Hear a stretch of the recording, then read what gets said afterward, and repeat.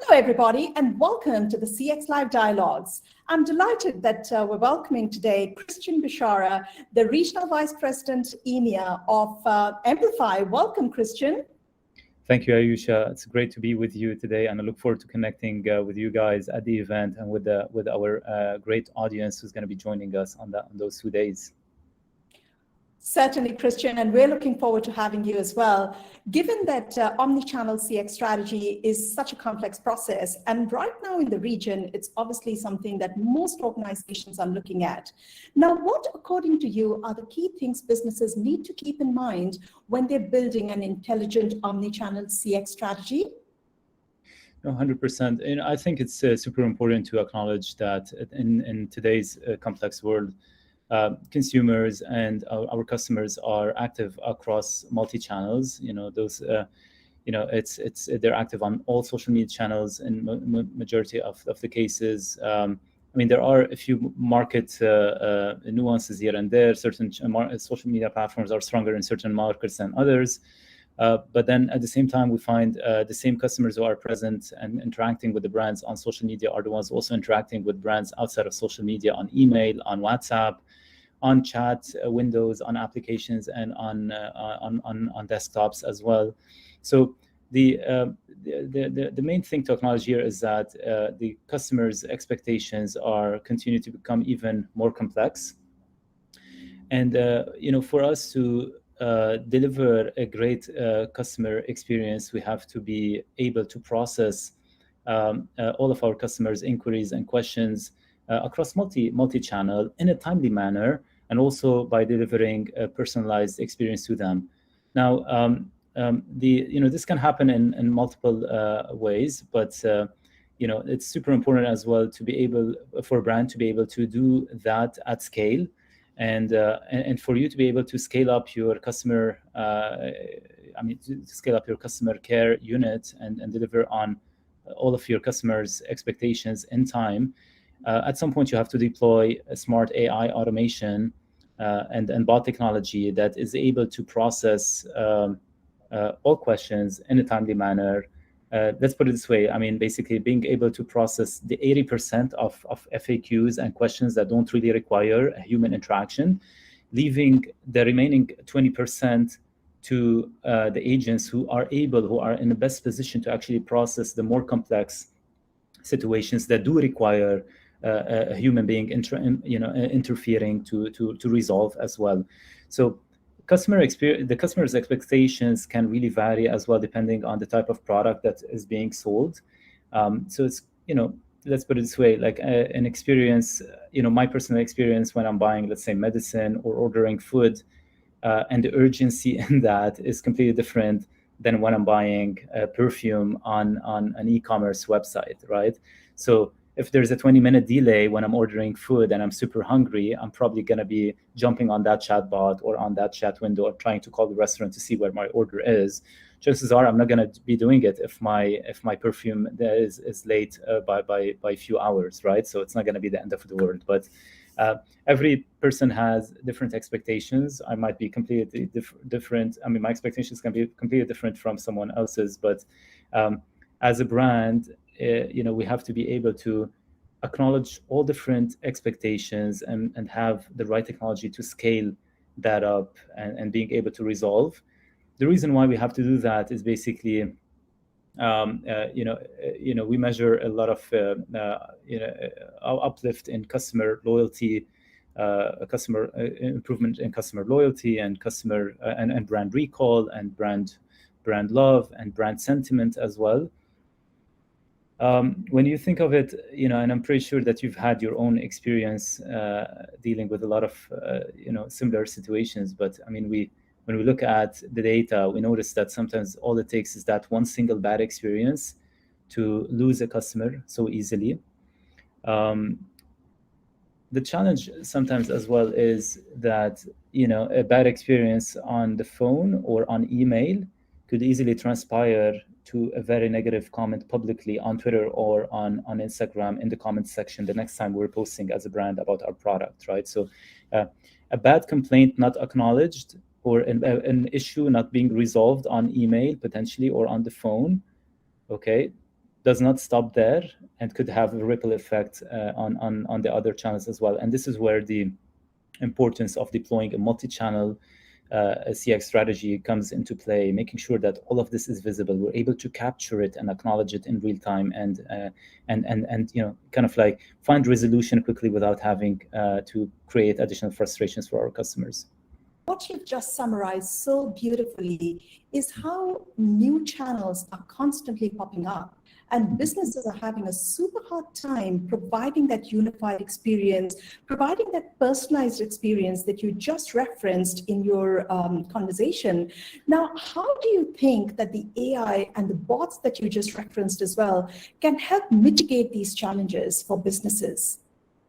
Yes, of course. So AI technology and marketing helps marketing teams discover marketing personas or buyer personas, giving us all information about our customers' interests. With such quality insights, marketeers across all industries can keep audiences at the core of their decisions to create unique, relevant content. Okay, target posts precisely. Okay, by that I mean being able to remove the guesswork out of the equation. We don't have to guess which posts should be targeted and which ones should be promoted. AI is there to give us the right recommendation on what type of content we need to scale up, basically, and the best time this content should be posted for it to be visible for our audience as well. We've had, using our own proprietary AI technology, we've had an amazing uplift for a lot of brands in the region, but namely one that really comes to mind is as a great success we've seen with Bath and Body Works, one of the biggest beauty brands in the region, where we saw a 200 and above, actually it was more than 260% increase in daily engaged users as a result of proper deployment of AI and giving recommendations to a lot of marketing decisions. But also, like, AI at the same time, as useful as it can be for our own internal marketing strategy, it can be equally it can be a very interesting component to deliver a great customer experience as well, on websites, on applications, through bots. Here we don't talk about a simple transactional bot. We talk about an AI bot that is able to deliver a much more personalized experience to our customers when they're interacting, when customers are trying to interact with us. Certainly. And again, as you mentioned, that leveraging technology is becoming a big part of what the CX journey orchestration from a lot of businesses can be. What are the key steps, as you would see it, that are involved in the creation of this unified customer experience journey that you're just referencing across channels? What are the tools or the processes that a company can incorporate in order to get that outstanding 260% growth that you just mentioned? Well, I can tell you about a personal experience that I've had. Maybe let's answer the question this way. So 2 weeks ago, I was trying to buy a printer for our household. Basically, great news here as well to share. We had our first baby coming to the world 2 months ago, and everyone with kids can relate to how hectic this could potentially be and how difficult it is, honestly, to step out of the house for 5 minutes sometimes with a newborn in the house, right? Yeah. So, but at the same time, we wanted to buy a new printer so we can do a lot of photo printing for our bundle of joy and start posting those pictures around the house. So I went into the quest of finding the right printer that can do proper photo printing quality. And honestly, I can tell you that the entire experience was so intimidating. It was so complex to get to the bottom of the right specifications, the right resolution, the right photo paper, which ink do I need to go for, and how expensive is that ink going to be down the line for me. I really tried so hard for over a week to make that purchase online by going through different sources and reading reviews and trying to get to the bottom of it. And at some point, I was saying to myself, I wish there was a way for me to connect through a video chat window with someone in the store to ask my questions, to have my questions directed to a consultant and have those, concerns either resolved or figured out. And there was no way for me to get to the bottom of that. So what ended up happening with me is actually I had to push this purchase for at least another 2 weeks until I found a moment where I can hop into the mall, 20 minutes finding a parking spot, navigating through the mall with, going through maybe 2-3 different stores until I found the right consultant who was able to give me the right information, made that purchase. But I can tell you, it wasn't easy. Now, on the other side, there are a lot of brands that we work with globally that have this sort of technology deployed. So, I kind of like envy the customers of those brands personally. Over here in the region at the moment, like we went live with one of the biggest fashion retailers, but they cannot say the name yet. Apologies for that, but it's a fashion retailer that has a home division as well, and they're able to deliver a delightful experience for their customers through this exact type of technology. That's amazing. And I think, Christian, you've so rightly said that, the digital CX journey that brands try to orchestrate, it's not easy, and ensuring that you're able to actually encompass the empathy and the value of care in that journey is so important. And therefore, on a closing note, why do you think organizations across the globe need to leverage technology more in order to achieve that omnichannel CX? And what is the future holding for them?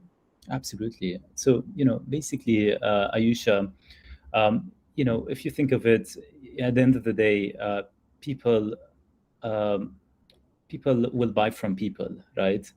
But then, the expectation can be really different as well, depending on what you're actually buying, right? So, but at the end of the day, because brands have a challenge to deliver on their customers' expectations across multiple channels. In many cases, I find it, there are a lot of things that can be sometimes frustrating for customers when they're trying to make a purchase. For certain individuals, it can be, having to fill their address details every single time they want to make a purchase. I know that can be very frustrating for certain people. For others, it's having to fill out credit card details every time they want to purchase something as well, as opposed to having an Apple Pay button that can take care of that, right? And for a lot of other individuals, it's having to repeat the same concern over and over again when you're trying to follow up on an issue that you've proposed. So, how many times have we received calls from credit card companies trying to push certain credit cards, and you keep on repeatedly telling them that you're not interested in a cashback card, you're more interested in a miles award card with maybe potentially Etihad Airways or Emirates Airlines.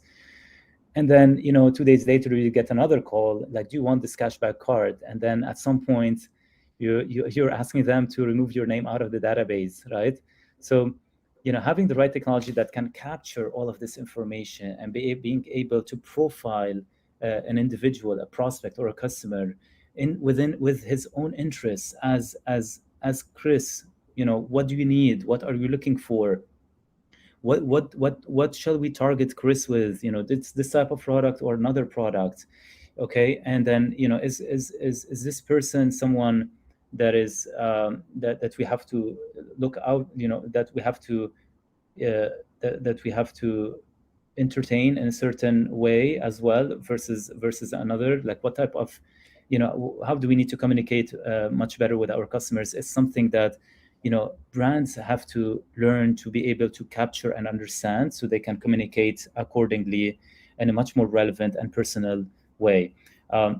Once again, we're not saying all of this has to be done manually. On the contrary, AI and automation is there to take care of the 80%. Human interaction is there to be able to deliver that experience. But the problem is sometimes, like, let's put it this way, we have to ask ourselves, like, what is the cost of not having AI automation in place? Okay. What, at some point there's so much, human beings can do. So at what cost are we taking the decision not to deploy AI and automation? Down the line, what's in it for the future for brands who do take a decision to enhance their customer experience for their own customer service agents and for the customers as well? Down the line, we talk about an improvement in customer loyalty, an improvement in feedback. Customers, enjoy having a great experience purchasing from a certain brand. Maybe I'm gonna probably end on recent experience that I've personally also had. So like 2 days ago, once again, talking about baby stuff, quite honestly, that's probably like 99% of everything we've been shopping for the past 2 months. But 2 days ago, I had to make, of course, I had to make diaper purchase, right? And yesterday evening, I was asking my wife, like, where's this delivery? Like, it hasn't been received. Like, and I went in online and I checked, and I noticed that the delivery is expected to be delayed by 1 more day. But honestly, I would have expected a small notification that the delivery is going to be late. That's probably me. That's probably my experience, quite honestly. But let me tell you one thing. Sometimes, we think that if a customer is not complaining, it means that we're delivering a great customer experience. But there are things that are worth complaining about. There are things that customers would not even bother to complain about. I certainly am assured that the next time I'm going to be making a diaper purchase, which is going to be coming up very soon, I'm not going to be doing it from the same vendor. I'm going to just walk away and do it somewhere else, right? So that's I'm sharing this example to kind of like highlight that not all customer experiences sometimes are measured, and brands have to deliver irrespective. We have to acknowledge that customers are present on omnichannel, and we have to deliver a great experience irrespective, because that's the customer expectation. As we started this conversation, it's not getting less complex, it's getting more complex, if anything, right? No, definitely. And once again, Christian, what you just mentioned is the value of care that we provide to our customers. And it's one of the leading topics at the CX Live show as well. But I think coming back to the point that you just made was the brand promise. What is the promise that you're making as a brand? And are you being able to live up to it in the lead up to the execution and the delivery of it? So we're really looking forward to having you at the show. Thank you so much for joining us today, especially when you're extremely tied up with your home, and the little newborn that you have there. So a very, very hearty congratulations. We hope that you have an amazing time at home in the lead up before we get to meet you. But from the entire CX Live community, a big congratulations. We look forward to seeing you at the show, Christian. Thanks so much, Ayusha. I really appreciate the time as well spent with you. I look forward to meeting with you and the rest of the team, and all of our audience is going to be attending. Likewise. Thank you. Take care then.